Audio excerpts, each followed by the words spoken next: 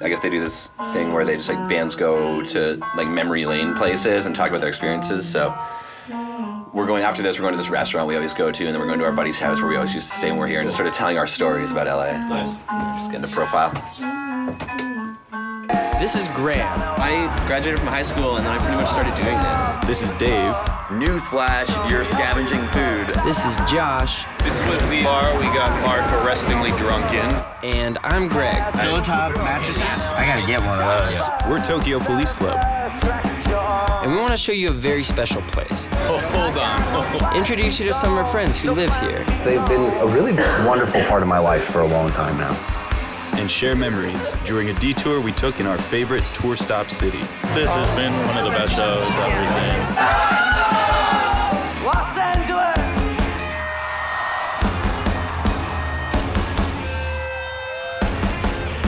Tell me what's your favorite color? Tell me your favorite color.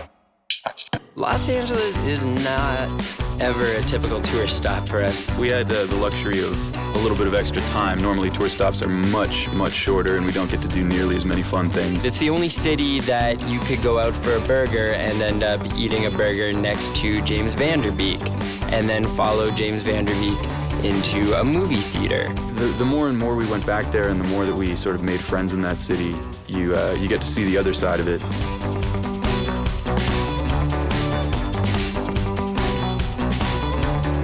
That's the Sunset Marquis Hotel.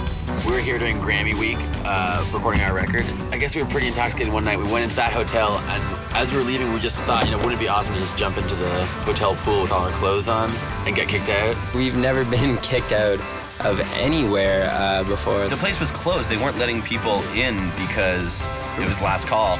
And so we had to bargain with this security guard to let us into the hotel. We're like, our friend's still in there. We just want to go back in for one more drink, man. It's fine, it's fine, it's fine. And then 5 minutes later, he just came back to see us bedraggled and then let us out through Green Day's Grammy party into a waiting taxi. I think Graham lost his phone that night. The cabbie was very, very impressed to have two soaking wet dudes in the back of his car. So you ever been back to that hotel? No, this is the first time.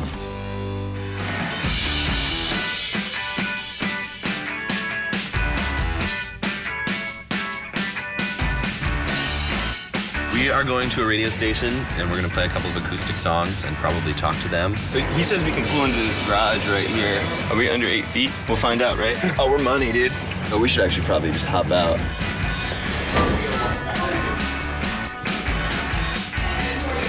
Tokyo Police Club.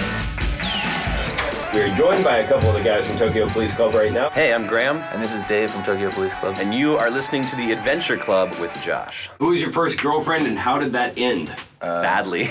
Well, of course. I won't say her name on the radio, but That's the whole fun of this. all right, Darcy was There my you first go. girlfriend, and then she broke up with me and destroyed my life. And then it turned out made my life much, much better. Grade 12, broke up because university, and that I It wanted ended to with rock you and it. me sitting at the New Granada restaurant, strategizing about your relationship. It ended with Tokyo problems. Police Club, actually. I think that was the new girlfriend. It's funny because my relationship started with Tokyo Police Club, kind of. Yeah. This band. And now we will hear some Tokyo Police Club. You guys can play in the studio for us.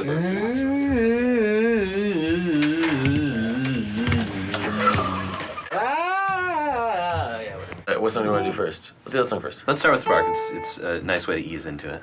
Hey, we're Tokyo Police Club, and the song is End of a Spark. Under our bed, a monster lives. We fight his teeth with super glue and paper clips. Mark the end of an age, the way that your handwriting changed. You should always pretend. Will you just start and I'll see where? A piece apart, the end of a spark. What would you like written on your tombstone? Everything I just said about my first girlfriend. I don't want a tombstone. There's this philosopher, I forget who it was, but he left a huge amount of money to this university, so much that they couldn't say no, but on the condition that his mummified corpse be displayed in a glass case in their boardroom. That's the best And to thing this I've day, a mummified body sits there, but it has a fake head because the head looks weird, so the real head is in a sack at his feet. That's the best. And it's just there when they have board meetings. This is the best answer to this question that we've ever had. Right? That's what you do. Dire times call for dire faces. So lovely dancer, call and answer. Trade our places in the night. We're running barefoot, you and I.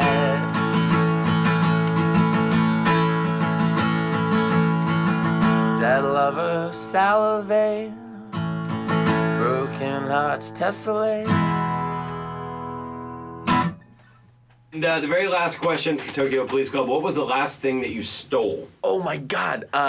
This morning I was walking down, like I came out of my hotel room and I saw this room service table outside someone's door, like their breakfast that they finished, and there was like 2 baguettes, like jam, all this stuff, and I was like, oh man, like I was like, oh, is that weird?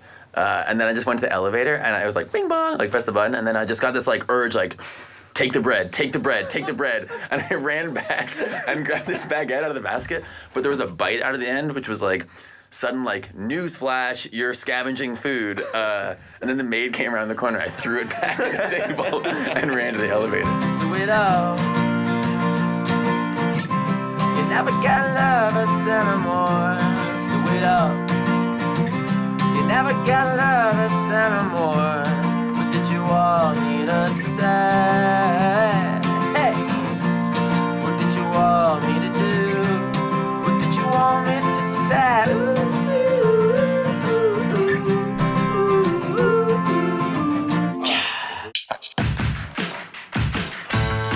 Yep.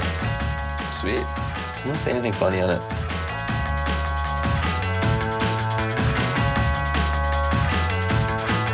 Alright, let's go out here.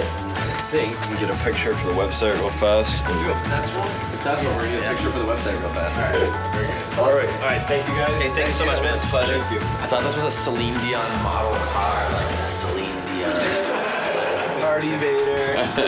Welcome to MTV Cribs. This is where the magic happens. Let me show you my bedroom. Let me show you my car collection. Like now we're going back to Sunset. It's like Sunset in Fairfax. I don't know. That's a restaurant called The Griddle. Next on Much Detour. We have an inside gal who hooks us up with tables and has hooked us up with chocolate French toast.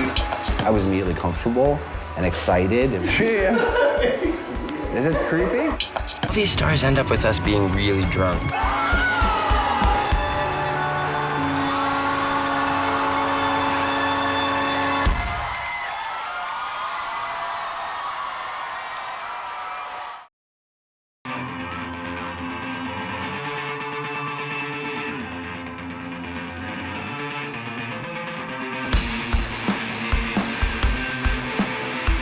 Hey, I'm Graham. And this is Dave from Tokyo Police Club. You want to know what's happening the whole day? Repeat schedule, go.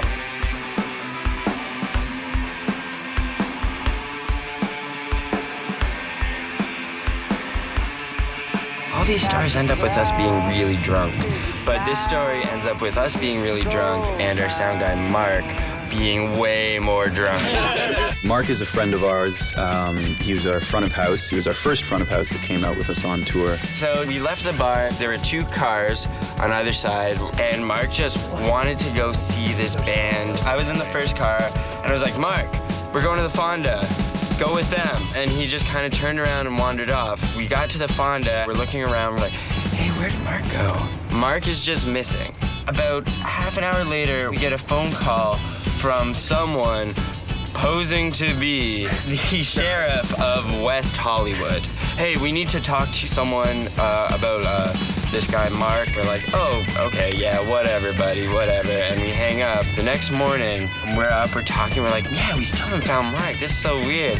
And so now we're panicking on the phone, and we finally get a hold of him. It's like, yeah, he's here, come pick him up. He had spent the night in the drunk tank after passing out and rolling down the Hollywood Hill. And that phone call when we got phoned, that was his one. That was the one phone call, and we're like, no. Yeah, sorry, buddy. It's been a blast. We've been caught. Packing every suitcase all day long. This could screw, I could screw, I could slow it down. Waltzing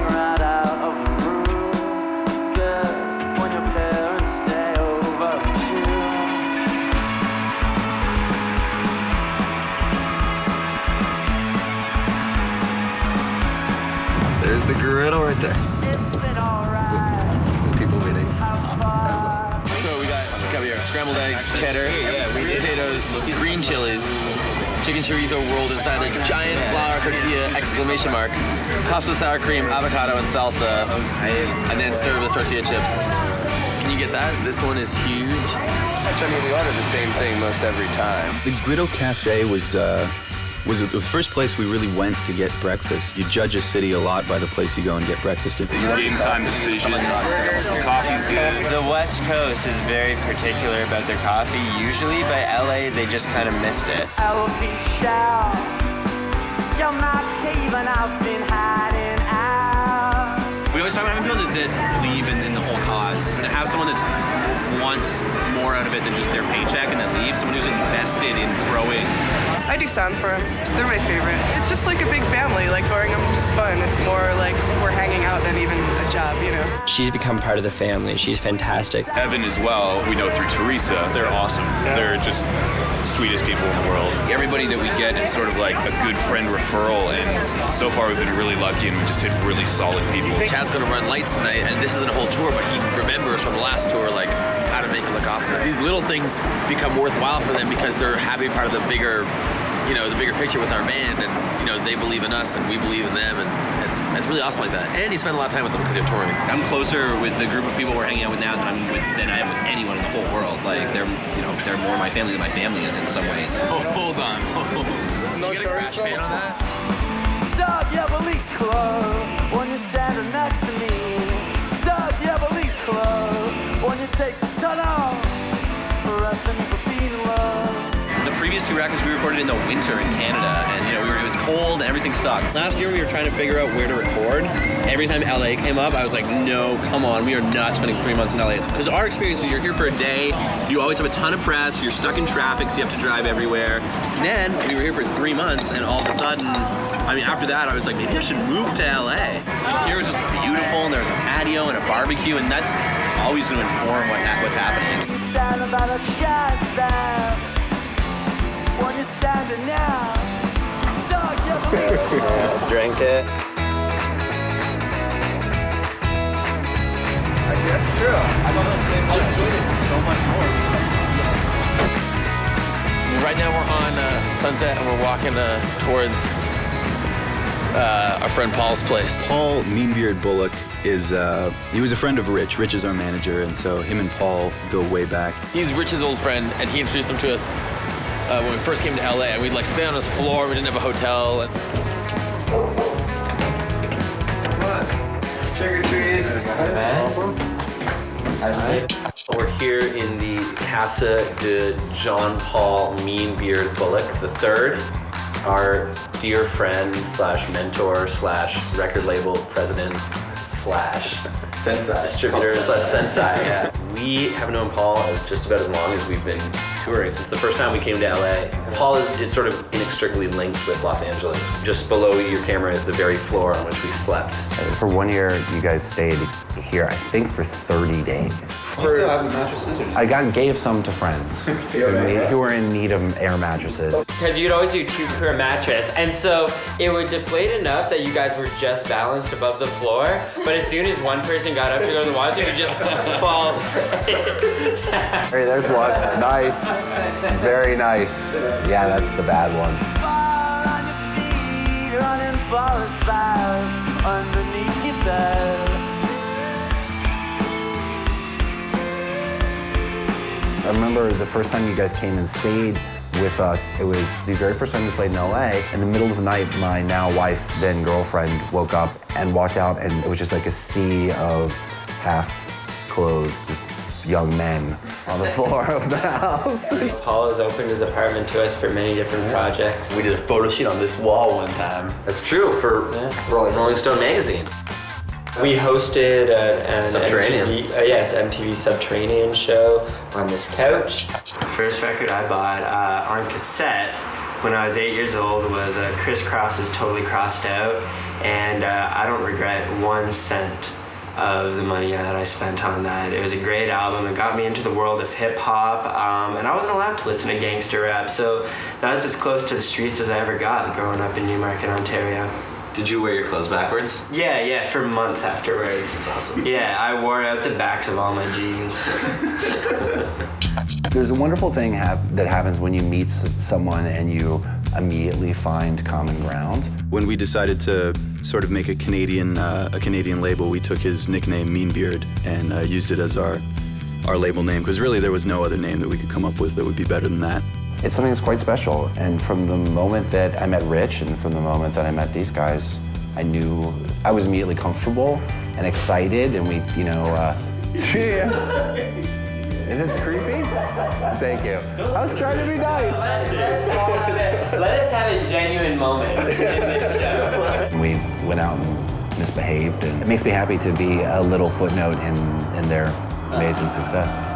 We were on Desperate Housewives because Paul was a writer on the show. The guys who live on Wisteria Lane would start a garage band, and then they would enter a battle of the bands. They had all heard your English and were fans of your music, so they thought it would be really awesome to have you all come and do it, which was really fun. Paul was sort of the young, hip guy on the set of Desperate Housewives, so when all the other writers needed, you know, a current band, Paul was just like, Tokyo Police Club, hands down. It's great when you get to have different people from different parts of your life sort of show up at your office and hang out. And I thought that episode turned out really, really well. Wow, we've done a lot of crazy shit, guys. Just want to say. Yeah. Hey, shit.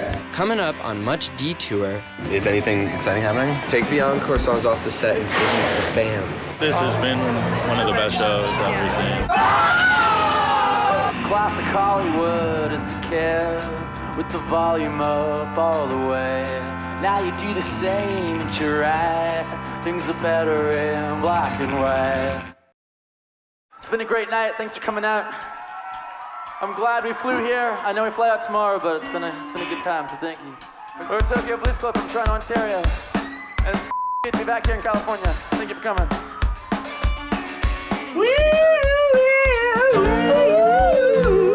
Here, I found my favorite piece of bathroom graffiti ever. Thank you. I absolutely see myself being friends with these guys forever.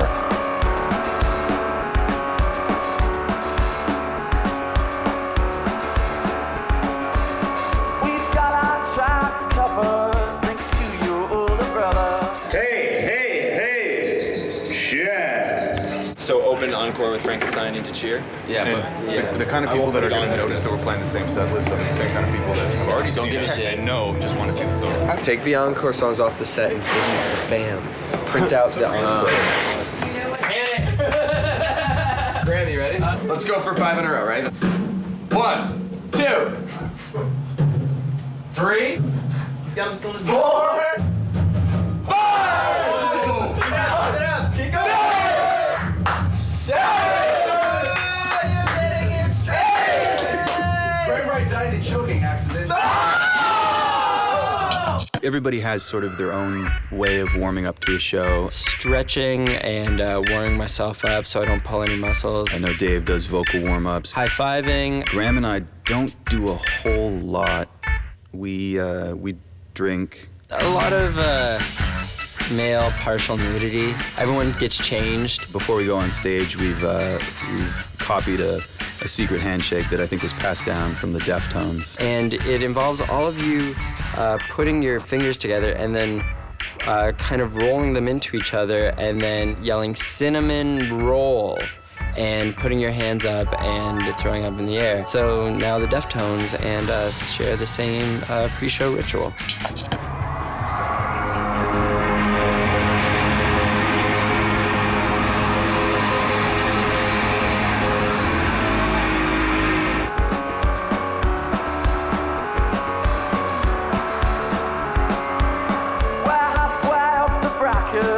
The rain comes through my jacket. It's not the stars inside my shoes. It's not the risk. What's to lose? It's an ancient Russian proverb. That's how it's from the cheaper. It's not the cracks beneath the floor. It's not the fibers of shore. It's a nature experiment. It's the patterns of my temperament. It's a nature experiment. Taking that increments.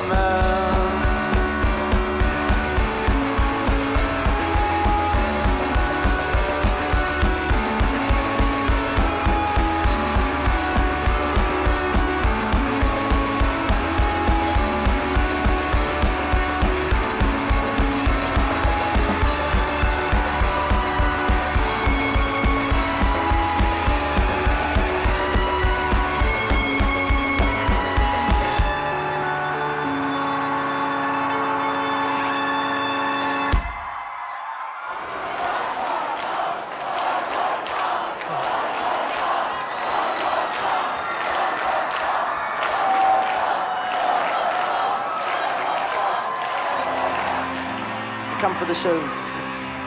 Let's stay for the encores. We have a really great fan base. They seem to be like younger kids that are just really excited about music. It's our favorite band, and we really enjoy them. Been listening to them for years, since their EP came out. Classic Hollywood as a kid, with the volume up all the way. Now you do the same, and you're right.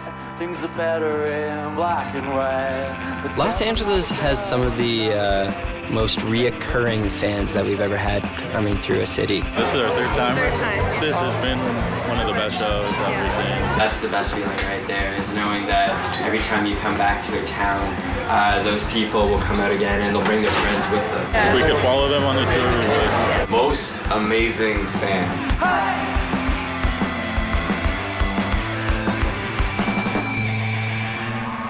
We chose LA as our favorite tour stop city because since we played there for the first time, it's turned into a really great place that we always love going to. And so many people that matter to us, individually and as a band, live there.